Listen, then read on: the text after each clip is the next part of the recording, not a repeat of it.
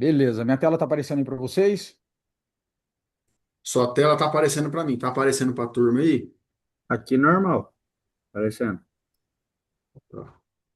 Boa, pessoal, vamos lá então. Meu nome é Rafael Sarante, eu trabalho com agricultura de precisão tem 12 anos, sou formado em engenharia civil, por incrível que pareça, e fiz especialização em agricultura de precisão. Sou engenheiro ambiental também. E lá atrás, uma das coisas que eu gostava muito era essa parte de drenagem, então escoamento de água e etc. E aí eu passei a trabalhar com topografia dentro do grupo Pedra Agroindustrial aqui na usina IP, que é uma usina próxima aqui da nossa cidade.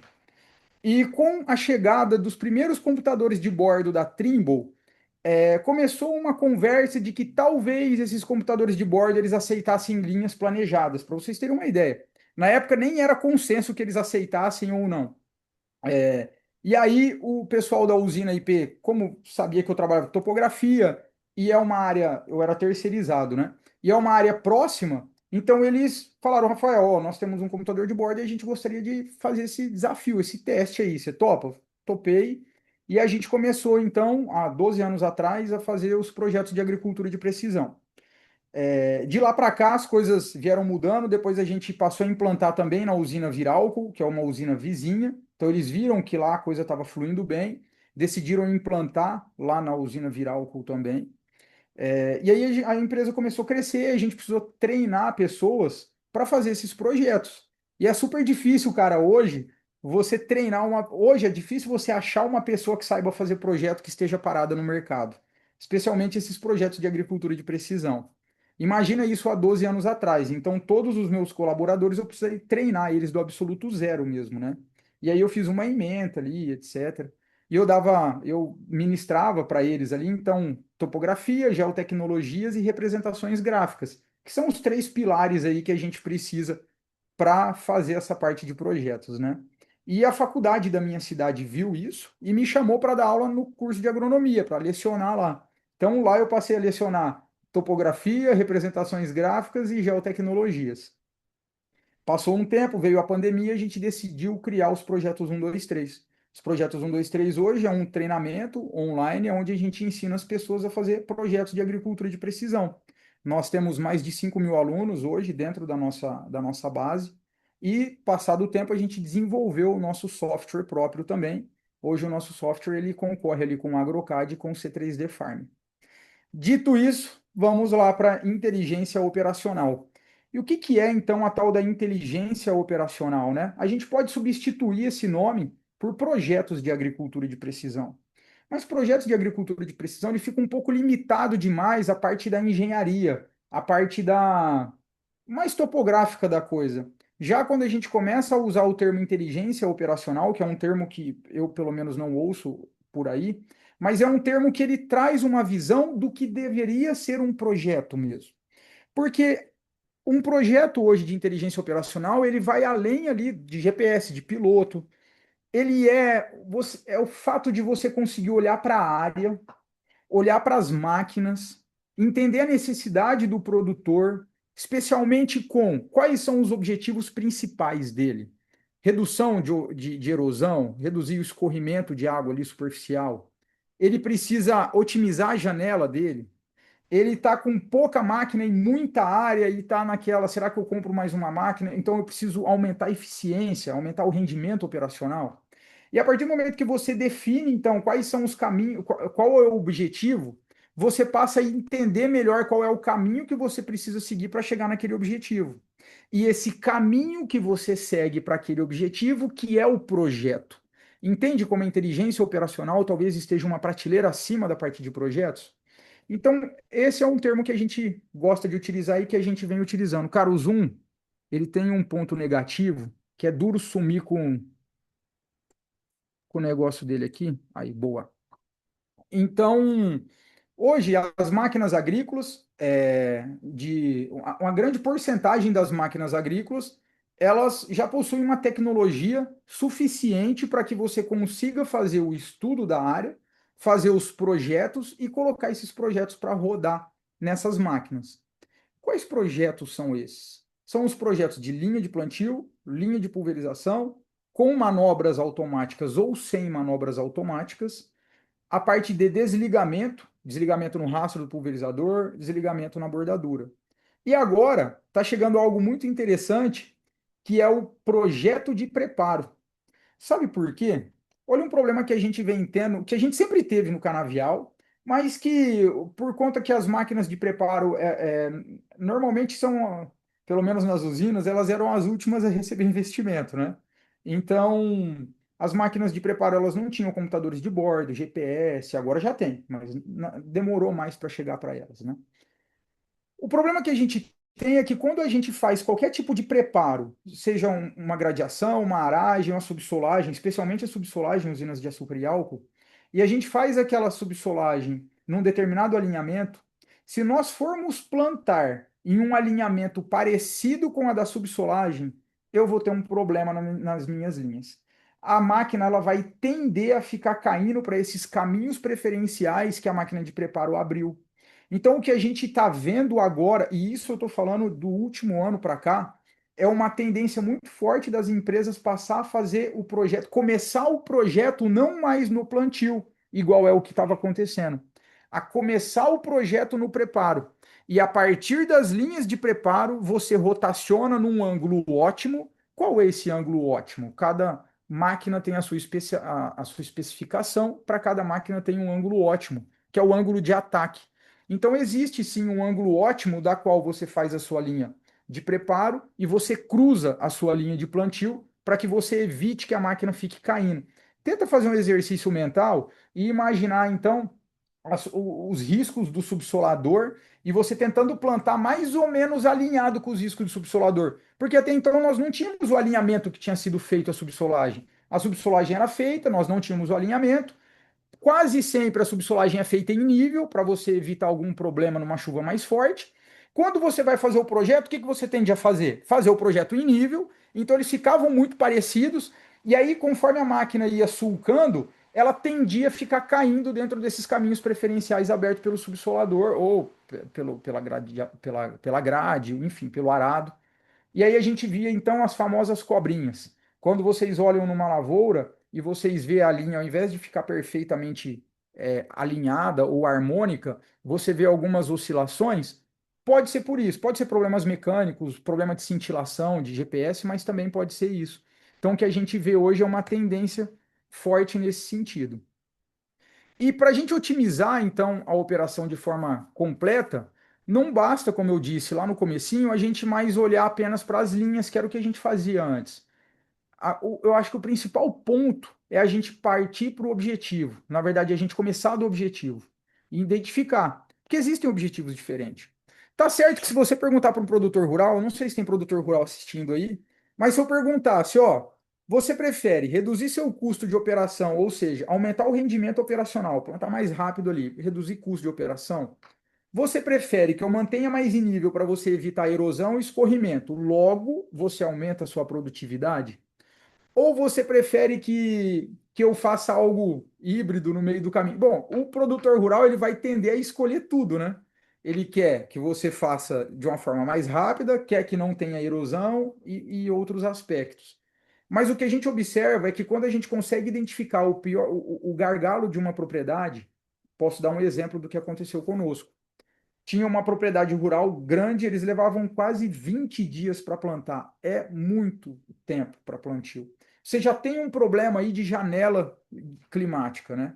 Então, além disso, eles estavam na iminência de comprar uma máquina ou não comprar mais uma máquina. Bom, eles nos contrataram com esse objetivo específico, era aumentar o rendimento operacional. É claro que para você aumentar o rendimento operacional, você não pode destruir a propriedade com erosão e com escorrimento. Porém, se o objetivo é o aumento de rendimento operacional, você vai precisar ser um pouco mais agressivo na hora de estudar e fazer esses alinhamentos, as linhas e etc. E foi o que a gente fez, e a gente conseguiu reduzir de 20 dias para 16 dias de operação. É um resultado significativo. Então, caiu dentro daquilo que ele precisava, não precisou investir em máquina e ficou mais próximo do que ele estava querendo. Não teve problema também de erosão. Então, eu acho que o grande ponto aí é a gente sempre partir do interesse, do objetivo do produtor. E aí a gente tem, hoje, as operações, elas podem ser feitas sem o projeto, E aí entra a expertise, a experiência do operador, e aí ele vai tomar essa decisão de como vai ser feito as linhas, qual vai ser o alinhamento que ele vai utilizar, entre outras coisas. É raro hoje, é raro, cara, hoje dentro de uma propriedade ou de um grupo, aonde não é feito o projeto e aonde tem tecnologia, ou seja, tem GPS, computadores de bordo, é muito raro existir uma reunião especificamente para definir aonde vão ficar as máquinas, por onde a gente vai entrar, qual alinhamento nós vamos seguir, qual talhão nós vamos deixar por último. É sempre esse tipo de decisão estratégica da parte operacional bruta mesmo, ela acaba ficando muito no colo do operador. E nada de errado com isso. Mas é que se você está trazendo hoje tudo para dentro do escritório, eu acho que essa parte de operação ela precisa vir para dentro do escritório. É claro que isso não se aplica para empresas especializadas em sistematização, em operações agrícolas, que é o caso da empresa da nossa amiga aí, que nesse caso específico, como a empresa é focada nisso, é o trabalho que eles fazem, então isso sempre tem esse tipo de planejamento, né? Mas quando você cai numa fazenda, e a gente não precisa falar de fazendas pequenas, cai numa fazenda grande, de 5 mil hectares, 4 mil hectares no Mato Grosso, as coisas acontecem de uma forma muito menos construída e planejada do que a gente imagina, falando sobre planejamento operacional. Bom, e aí um estudo então da AproSoja, ele mostra que o custo hoje para você plantar uma área, o custo de uma safra por hectare, ele gira em torno de R$ 6.115. É um custo extremamente elevado. Imagina que o produtor rural, para plantar 1.000 hectares, ele já sai com 6 milhões ali, cara. Então, não é para qualquer um hoje você operacionalizar, na verdade, você plantar, enfim, uma área grande, né? E claro que quando a gente consegue otimizar isso, se a gente conseguir otimizar tudo que a gente conseguir otimizar, no fim das contas ele vai auxiliar o produtor rural a ter essa vantagem, né? E aqui dentro do custo, eles destrincharam, inclusive é bem interessante, depois eu posso mandar o link desse estudo para vocês lá no grupo, porque é um estudo muito interessante, cara, muito detalhado. Eu vou chegar até mais perto aqui, porque eu não consegui melhorar muito a resolução, mas eu acho que vai dar para a gente ver, ó. Dentro desses custos, o nosso objetivo aqui nessa apresentação, então, é separar o que é custo operacional, certo? A gente não vai entrar na parte de taxa variável, poderíamos entrar, mas não vamos entrar. A gente vai se ater mesmo no trator rodando, certo? Esse é o ponto que a gente quer focar aqui. Então vamos lá. O primeiro custo que a gente tem que é direto é esses R$ 180 por hectare, que é o custo da operação máquinas e implemento. Boa. Segundo custo que nós temos direto é mão de obra, porque hoje grande parte da mão de obra está na parte da operação. Ah, Rafael, mas aqui pode entrar algum tipo de outra mão de obra? Pode. Não está tão destrinchado assim para a gente conseguir filtrar isso, mas pode ter certeza que uma parte extremamente significativa desses R$ 147 por hectare ela está relacionada à mão de obra de operacionalização.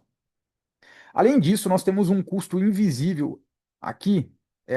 Tem o custo também de manutenção, que é um custo direto de manutenção de implementos, que ele fica em torno de R$ 146 por hectare. Então, o que que nós temos até agora? 180, que é o custo direto de máquinas, 146, custo de manutenção, mais 147, mão de obra. Só que nós temos um custo invisível, e esse custo não entra na conta, e ele tem que entrar na conta, que é a depreciação. Na verdade, teria outro custo que deveria entrar na conta também, você tem um patrimônio parado na máquina. Aquilo é dinheiro. Esse dinheiro poderia estar rendendo em outro lugar e ele está na máquina. Beleza. Mas aí seria muito indireto demais para a gente conseguir fazer esses cálculos. Mas a depreciação não é tão indireto assim. Você está perdendo e daqui a pouco você vai ter que trocar a sua máquina.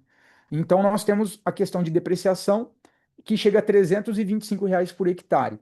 Só que ainda assim, quando a gente for fazer os cálculos daqui para frente, nós vamos tender a retirar a questão de depreciação para ficar mais gritante e evidente como é importante fazer esse tipo de planejamento. Então, nós temos um custo total por hectare de 475. Observa que eu já estou retirando aqui a questão da depreciação. Então, R$ 475 por hectare direto, um custo relacionado à parte da mecanização. Quando a gente coloca depreciação, a gente vai para R$ 800 por hectare. E qual que é o impacto disso em escala? Bom, se a gente está falando de uma propriedade de 1.000 hectares, nós estamos falando de R$ 800 mil, quase R$ 1 milhão ele fica na parte da operação, contando aqui a parte da depreciação. E nós também temos a questão da semente. Hoje, as sementes ela apresentam um custo dentro da sua operação extremamente significativo. De semente, numa propriedade de 1.000 hectares, de acordo com aquele estudo, aqui nós temos também a parte das sementes, ó. Sementes de soja, R$ 589 por hectare. Então, nós temos um custo nessa parte de sementes de mais R$ 590 mil. Então, nós estamos falando de 1,5 milhão aqui entre operação e semente. Isso é extremamente significativo dentro de uma safra. E qual que é o maior desperdício hoje dentro de uma propriedade rural? Tem um estudo que mostra, e aqui eu não trouxe a fonte, mas é um estudo, depois eu mando para vocês, que ele mostra que a taxa de eficiência hoje de uma máquina agrícola aqui no Brasil, ela fica em torno de 50%, cara.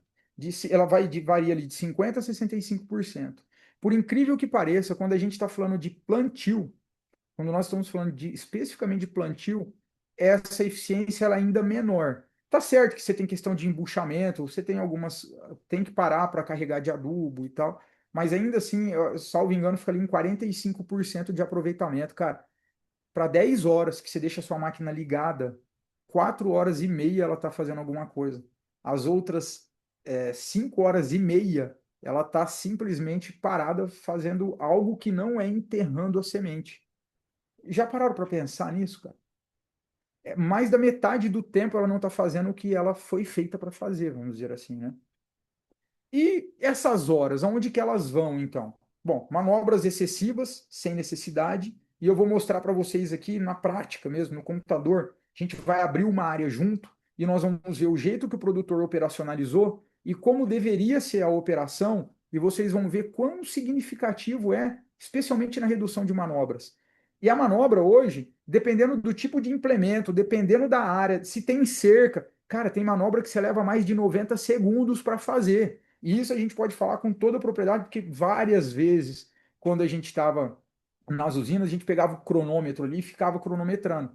Você tem uma média, quando é pulverização, ela é bem mais rápido. O pulverizador anda mais rápido, ele é mais ágil também.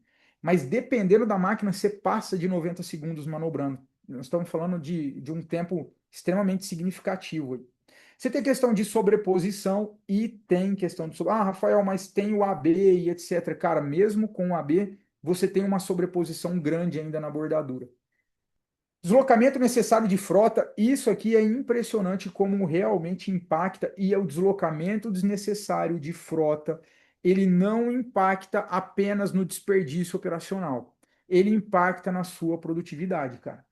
A frota está andando, se for cana-de-açúcar, ela anda no carreador, ainda assim, se ela tem que manobrar e tem que fazer algumas curvas, ela vai pisar um pouquinho. Agora, se for grãos, aí eu te falo que ele está pisando por cima da sua lavoura. Se ele está deslocando sem necessidade, ele está pisando, porque grãos você vai plantar tudo. Ineficiência de cabeceira, isso aqui também é onde fica muitas horas. E falha e gargalos na gestão operacional, aí a gente está falando mais sobre mão de obras e outras coisas que não dá para a gente evitar nem com projeto, por enquanto.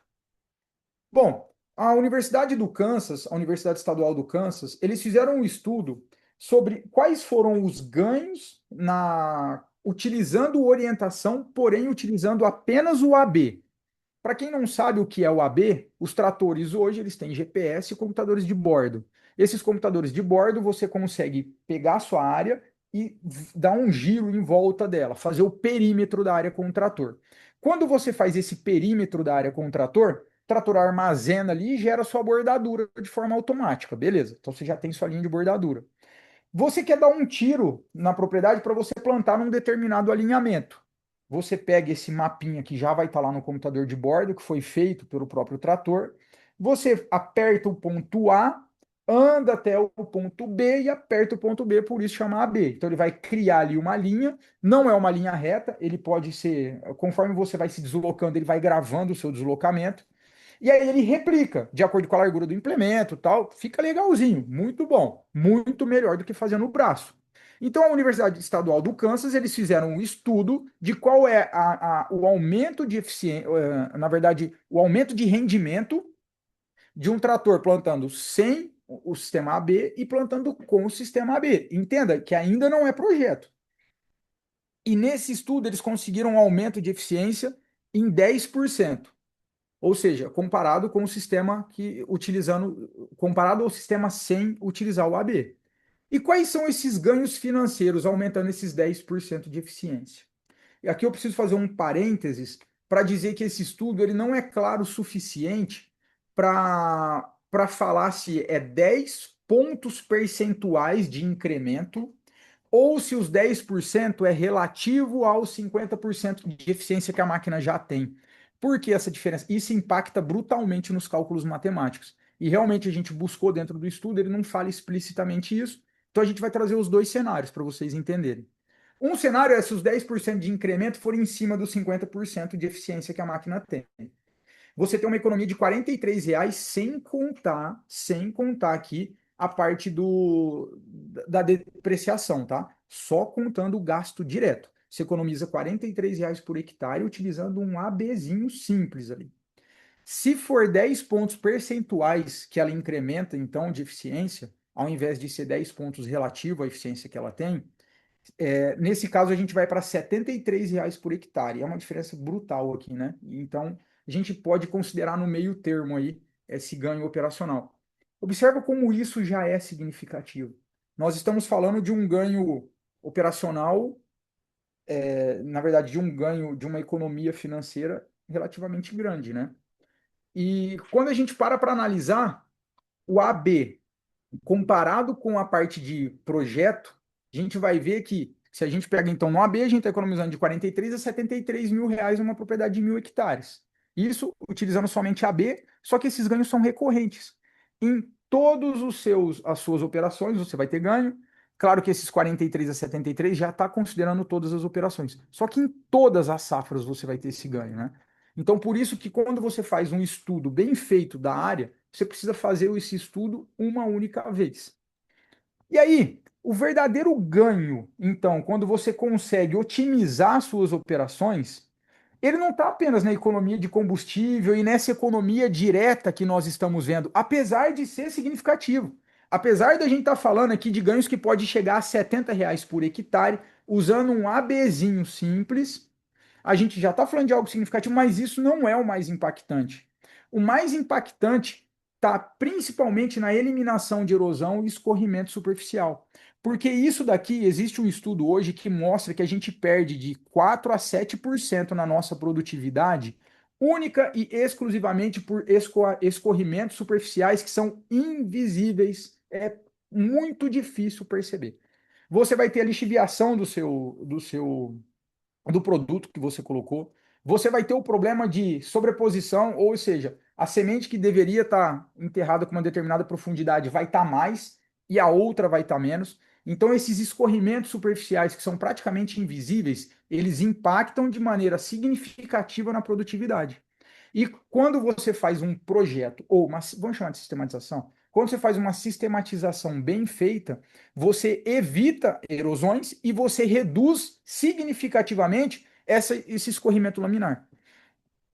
Mas, na minha opinião, o maior impacto, ele é extremamente difícil de ser mensurado. O impacto da erosão, ele já é difícil de ser mensurado, mas ele ainda dá para ser mensurado.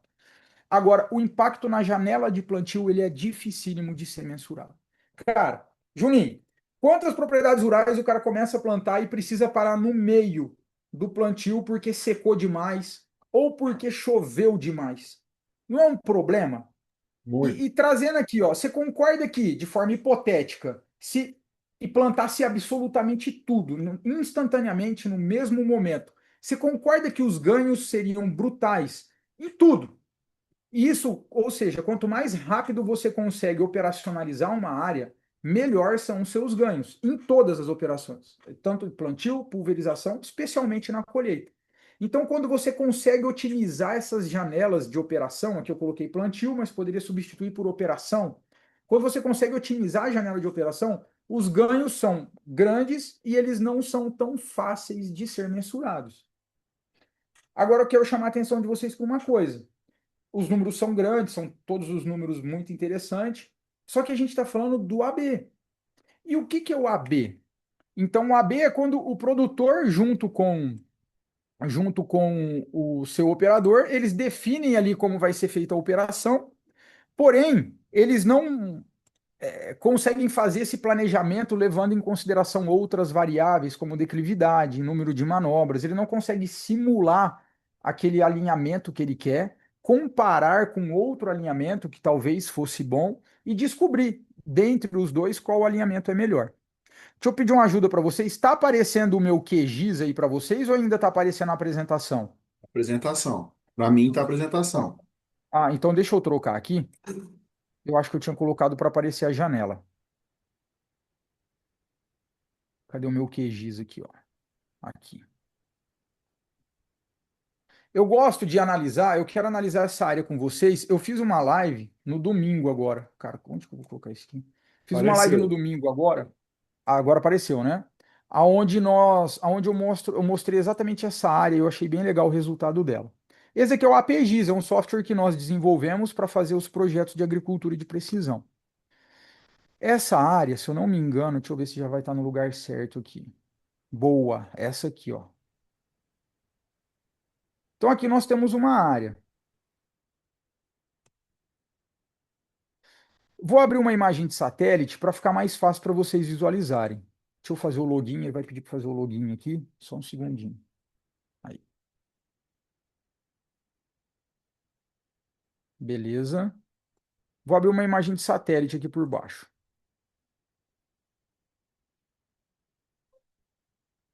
Pronto. É essa área aqui, ó, que a gente vai analisar, certo? Olha, aqui o produtor, com certeza ele já fez utilizando o AB. Você consegue observar que os tiros estão bem alinhados e hoje a maioria das máquinas possuem tecnologia suficiente para fazer no AB, então ele faz no AB. Então aqui ele fez no AB. Olhando a grosso modo, até ficou bom, cara. Então ele pegou um alinhamento comprido, ele deu um tiro comprido na propriedade, ele jogou algumas manobras para cá, beleza. Jogou algumas outras manobras para cá, legal também.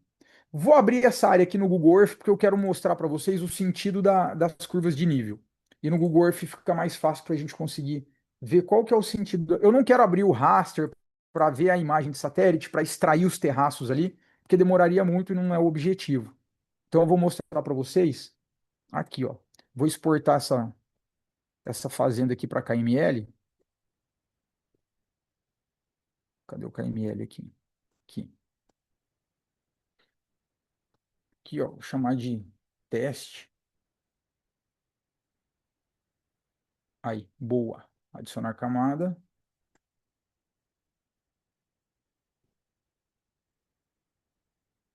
Deixa eu tirar isso aqui da frente. Aqui.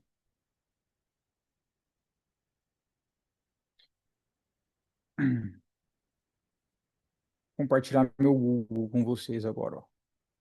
Aí. Então, essa daqui é a área. Por aqui a gente consegue ver uma coisa que a gente não conseguia ver por lá, que é isso daqui, ó.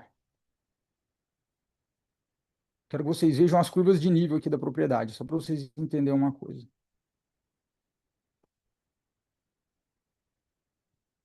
Deixa eu ver aqui dá para a gente ver, ó. Consegue ver a curva de nível aqui, ó? Tá vendo a marca dela, ó? Consegue ver aí, Juninho? Consigo. Que ela tá mais ou menos assim? Tô conseguindo. Perfeito. Por que que isso é importante? Vamos dar uma olhada aqui agora no QGIS novamente. Olha isso. Share. Boa. Aqui o QGIS. Quando a gente pensa naquela curva de nível, nós estamos falando disso daqui, ó.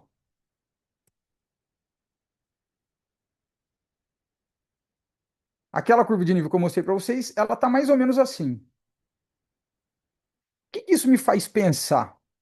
Me faz pensar que existe uma forma melhor do produtor operacionalizar, que ela vai ficar mais harmoniosa com o perímetro da área e que ela vai ficar mais harmoniosa, inclusive, com o relevo. E se a gente analisar essa propriedade, a gente consegue ver algumas marcas de escorrimento de água. Então a gente percebe que ela não está tão em nível assim. Então vamos fazer uma comparação, vamos fazer um croquis, como o produtor está fazendo hoje e como seria o melhor jeito de operacionalizar essa área.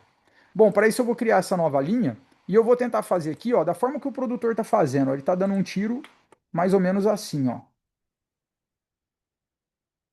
Beleza. Então esse daqui é o tiro que ele tá dando na propriedade.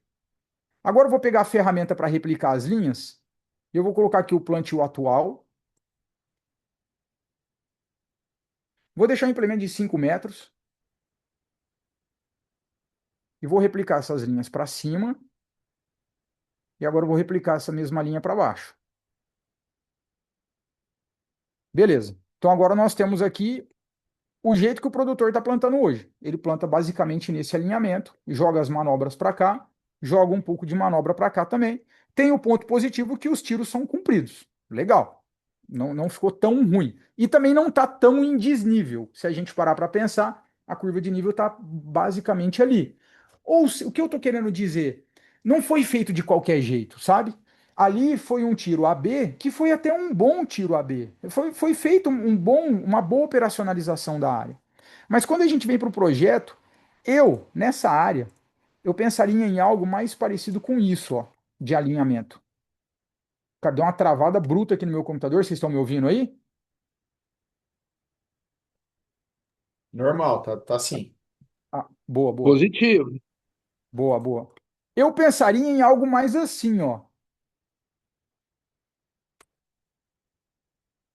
Vou dar uma analisada aqui, ó. Isso aqui é um pouquinho mais para baixo. Aí aqui, com o tempo, aí você vai brincando com a linha para você eliminar a manobra aqui. Não tem por que ter, ó, por exemplo, aqui se eu replicar vai dar um tirinho aqui, ó. Não tem por que ter isso, né? Então a gente vai otimizando isso. Mas beleza, eu acho que vocês entenderam o fio da meada aí. Aqui mesma coisa, daria para ser um pouco mais reto aqui para cima, ó. Show, mas aqui já vai estar bom para a gente poder fazer a demonstração. Nesse caso, vocês lembram como estava a curva de nível?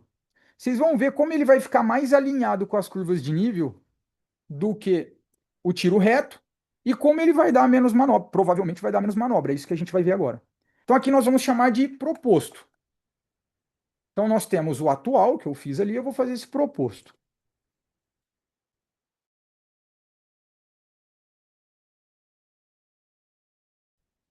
Ó, aqui ainda deu umas manobrinhas que não precisava ter, cara.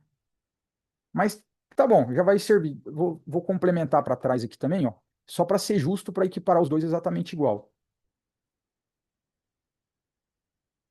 Ó, deu mais duas aqui. Por exemplo, se fosse fazer o projeto, jamais eu deixaria dar esses biquinhos aqui, mas tudo bem. Boa. Então agora, qual que é o nosso objetivo? Ah, lembra daquele formato da curva de nível? Olha como aqui era o maior problema, porque aqui é onde o tiro dele reto cruzava com a curva de nível que a gente viu lá no Google Earth. No nosso caso, a gente está chegando mais parecido com a curva de nível, especialmente nessa parte aqui, ó. Então a gente está defendendo ainda mais, utilizando se for grãos, o microsulco, porque forma um sulco pequenininho para segurar e serve para segurar. E se for cana, o sulco da cana é um sulco bruto, então ele fica melhor ainda para segurar a água.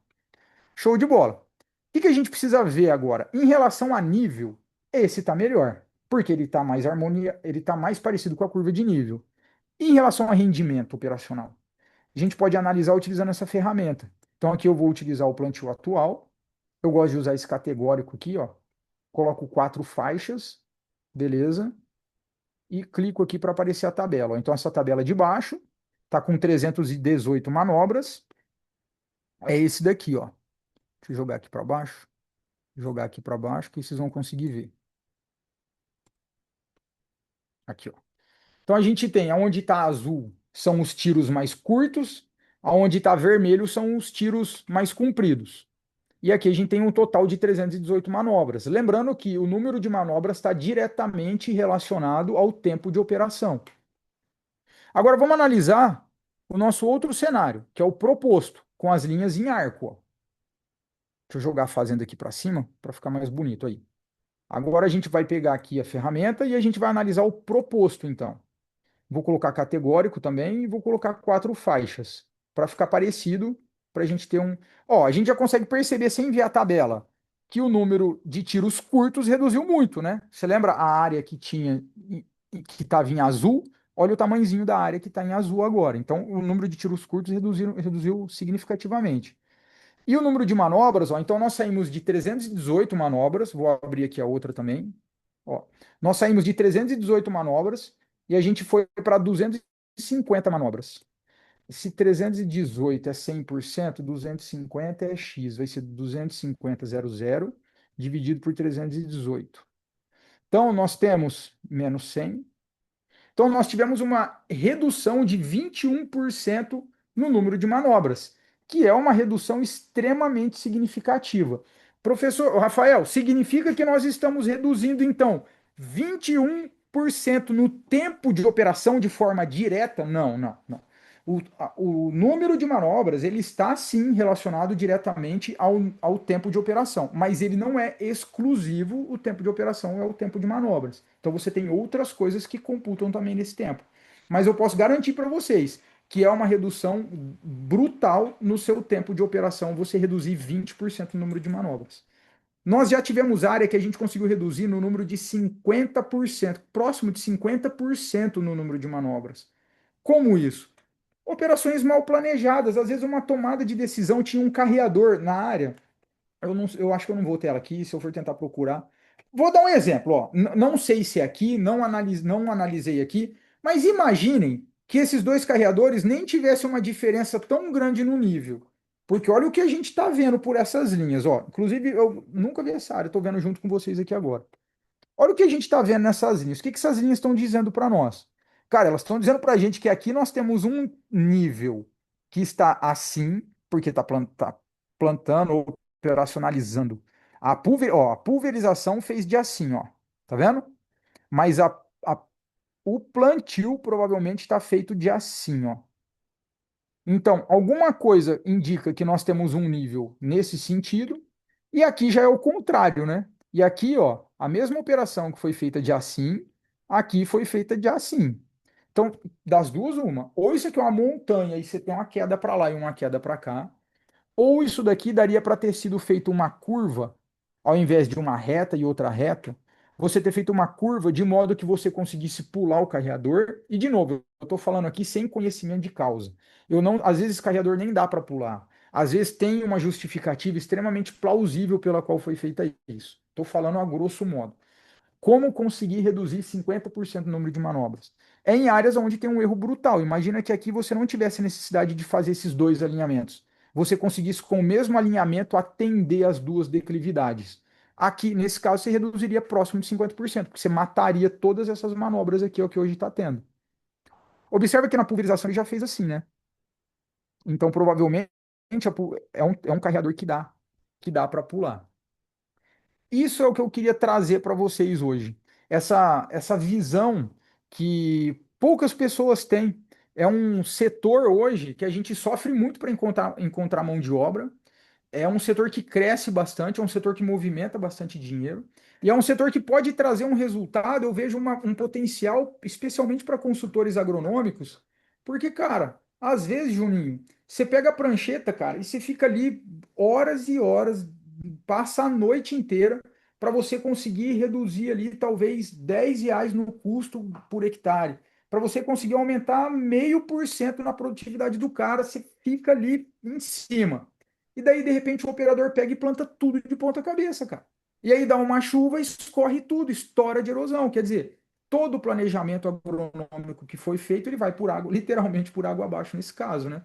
Ou então mais, ele acaba operacionalizando de forma muito lenta, e isso vai desgastando a máquina, e aí de repente a máquina quebra no meio do caminho. Tivesse sido feito mais rápido, talvez ela quebrasse depois da operação. Então a gente tem um ganho grande para quem trabalha com esse setor, para quem trabalha nessa parte de consultoria, sabe? E eu vejo poucos consultores agronômicos que entrega o planejamento agronômico e também o planejamento operacional. Imagina que massa um trabalho completo desse, um profissional que consiga entregar tanto planejamento agronômico, que é extremamente fundamental e relevante, quanto um planejamento operacional também. Cara, Então é muito isso. top. Queria trazer isso para reflexão É e queria abrir muito para top perguntas isso aí e aí. agradecer o Juninho também. Top, Rafa, top. Cara, eu achei muito pertinente. Eu acho que assim, tem um assunto que a gente precisa estudar um pouco mais, né? Pegar bem mais a fundo que isso. E assim, cara, eu tô há 15 anos praticamente na mesma empresa, na Agrofert, trabalhando com agro, com produtores, e nunca isso foi pauta de uma visita, de uma reunião. E assim, a gente acaba estando em mesas de usina, mesas de grupos grandes. E assim, isso nunca teve pauta no meu repertório. Então, assim, você vê que uma sacada dessa, você acaba falando, cara, beleza, a gente planejou a safra, a gente planejou os custos de insumos, a gente planejou tudo, variedade de tudo. Mas como está a gestão operacional do plantio, né? Então, assim, cara, você começa a ir mais a fundo no negócio, você começa a ser mais interessante nisso aí. E, cara, é um mundo que, assim, é um mundo que a gente precisa entrar de cabeça, porque é uma realidade muito próxima e é uma realidade que ninguém muito explora, que eu falo assim, dos agrônomos, dos vendedores, dos consultores, né? Enfim, só um cara que é muito apaixonado ou um cara que trabalha com máquinas, né?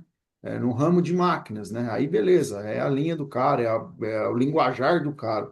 Mas às vezes o próprio cara que trabalha com máquina não tem esse repertório de visita de, cara, como que vocês vão fazer os plantios? Como que vai ser, né? Vocês desenharam já o talhão, né? O que vocês vão fazer de manobra? Então, assim, pô, cara, olha o repertório que isso não dá pro tipo de conversa, né? Pode apertar, vai carregar. Ô, Júnior, é muito interessante porque, assim, uma das maiores discussões que a gente tem, né, na nossa parte de preparo de solo, são isso, porque, assim, muitos não colocam esse planejamento ou não sabem como que quer deixar depois, e a gente pede, ó, tem que fazer o planejamento estruturado desde a parte do desmatamento, onde eu vou colocar um resíduo de supressão, onde vai ficar a curva de nível. A curva de nível ainda a gente baseia muito na topografia, né?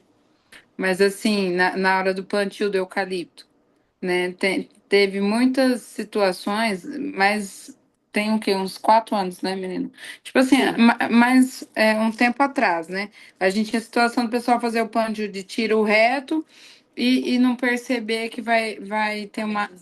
Tava em desnível, tava invertido, perdia todo o plantio. Não via a parte do relevo, não fazia o planejamento mesmo. Então, isso daí é uma coisa que eu nunca vi em nenhum lugar o que o Saranda está apresentando. Tá, E muito bacana mesmo. A gente mesmo na hora de fazer a supressão, a gente olha muito o caso de enleirar em nível, né? Porque se o solo tá, então a gente programa tudo, as máquinas, os tratores para estar fazendo tudo em nível, onde vai mais rápido o serviço. É que a gente sempre busca uma otimização do tempo e da janela de produção, né? Que a gente sempre discute, algumas pessoas veem muito o preço. Eu vejo muito tempo que eu vou entregar o serviço, né? Vou parar Pô, de falar assim. isso aí é um assunto legal, Sarante. Se você quiser implementar também o que ela está É, falando, porque eu queria, na verdade, trazer uma reflexão. A gente pode até marcar, porque assim, é um universo grande mesmo, né? A gente muito, poderia até fazer uma próxima aula mostrando um pouco mais da parte técnica. Aqui eu só repliquei as linhas na frente de vocês, né? uhum. Mostrando de onde que eu tiro que eu faço aquela linha. Mas quer ver uma reflexão interessante? Quando falou sobre curva de nível, que eu achei bem legal, ó. Imagina que o relevo da nossa propriedade, a primeira curva de nível, ela fique assim, ó. Depois, se eu estou usando um DV, uma diferença vertical de 2 metros, a próxima curva ficaria assim. Beleza, vou fazer um plantio, essa curva vai limitar, então tem que seguir o alinhamento dela e se encontrar no meio, mas elas estão até harmoniosas. Beleza. Imagina que a terceira curva fique assim, ó. E acontece. Não acontece? Cara, Acontece. beleza, você faz, mas você quebra o rendimento operacional. Agora, olha que interessante, Juninho. Imagina que um pouquinho para cima, a meio metro de DV, ou a 0,75 de DV para cima, você tenha uma curva assim.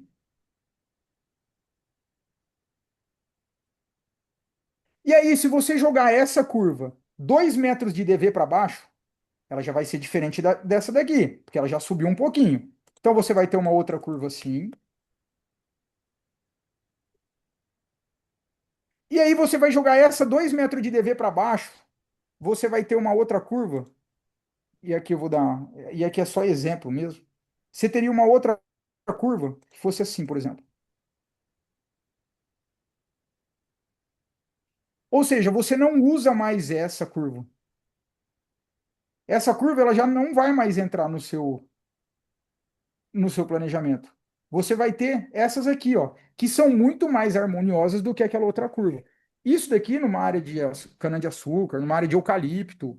Ou seja, você fazer o. Por que que eu trouxe isso? Porque ela falou assim, cara, por que que vocês não fazem o planejamento antes, né? Tem vários ganhos, inclusive esse é um deles. Ele pode mandar gerar as curvas de nível no software a cada 1 metro de DV, a cada 50 centímetros de DV e escolher a que é melhor. Cara, o formato dessa é melhor. Porque a curva de nível não é você que escolhe o formato. Você não pode fazer o formato. É o campo que te dá o formato. Então a curva de nível ela é daquele jeito. O que que você pode fazer? Qual curva de nível eu quero? Isso você pode. Então, se você tem aquilo na sua frente antes de você operacionalizar a área, você consegue fazer o. Entende onde isso vai parar? Então, assim, realmente é um setor que tem muito a ser explorado, cara. Top, hein, cara? Porra, vi que não sei nada, cara. Top, top, top. Entendeu, Malu? Alguém que tem alguma pergunta? Alguém que trabalha com esse tipo de coisa? Taíde, João, José, Ó, o Peterson, Castanheiro Rafael. tá aí. O Gui já me viu fazer cada loucura lá na IP, E né, aí, Gui? Gui? Ideia do homem aí, Gui. Mas é top, cara. Porra. Maravilha, legal. Pessoal, boa noite, tudo bem? Bom, Rafa? E Fala, aí, Gui, Gui. tudo bem e você, cara? Tudo certo? Nosso Tudo CEO. certo, É, graças a Deus. o Rafa conheço aí, quando começou, né, Rafa? Dos primórdios lá, né? A gente caminhou junto aí um tempo aí, depois o Rafa foi para um universo muito grande aí, um universo que ele domina demais, sabe? Eu fico muito contente aí de ver Foi meu professor também, né? Trabalhamos junto. Primeiro trabalhamos junto, depois ele foi meu professor. E continua aí nos ajudando aí até hoje aí. A gente, a gente tem um relacionamento muito bom aqui com ele e qualquer dificuldade a gente sempre tá procurando o Rafa aí, que a gente sabe que ele tem uma solução. Top. Então, mais uma vez, parabéns aí, tá? Você, o cara 100%, parabéns aí, Juninho, pela iniciativa aí. Você trouxe um cara que eu tava aqui, assim, eu fiquei muito contente quando eu ouvi, eu falei assim, não, essa aí eu vou participar, assim, vou dar um jeito de estar participando aí Que top. para Obrigado. assistir os meninos aí. Top demais. Legal, Parabéns. Gui. Valeu, irmão. Tamo junto. Alguém tem alguma pergunta aí pro Rafael? Peterson, Fernando?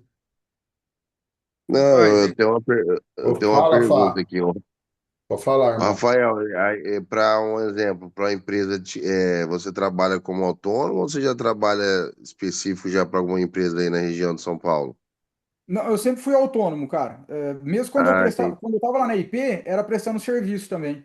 Eu tinha até uma Ah, salinha entendi. lá, mas eu era como prestador de serviço.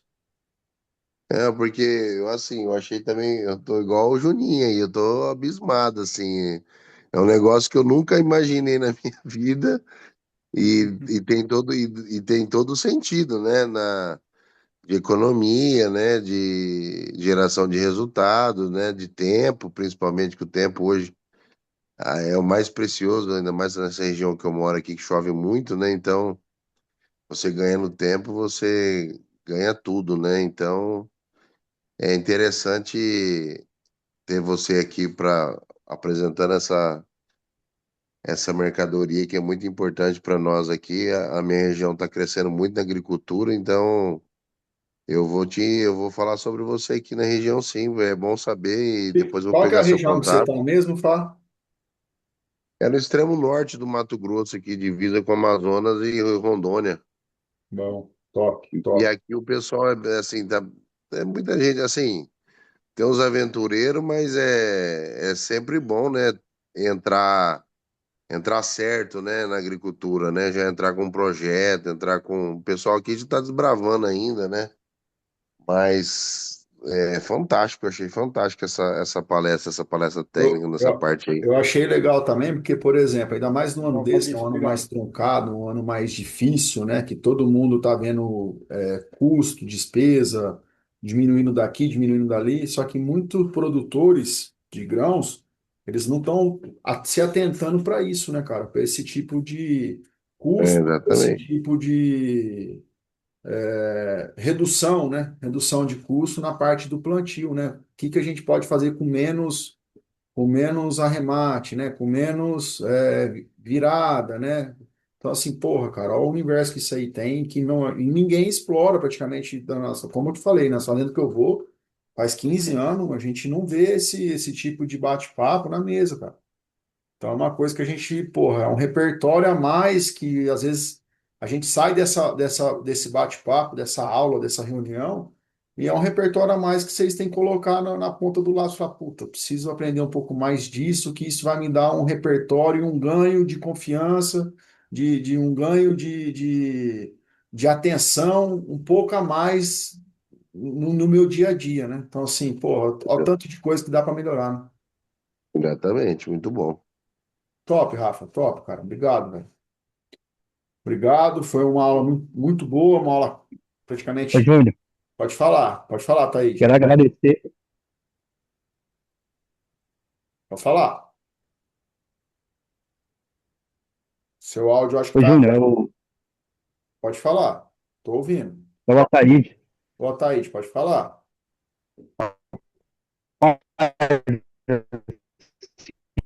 Seu áudio tá falhando, cara. Não sei se é só para mim aqui. Tá falhando, acho que deve ser a internet. Assim como você e o colega aí, o Fabrício, eu também tô aqui, cara, me babando, né? Seu áudio tá muito ruim, Ah, Thaís. é a conexão.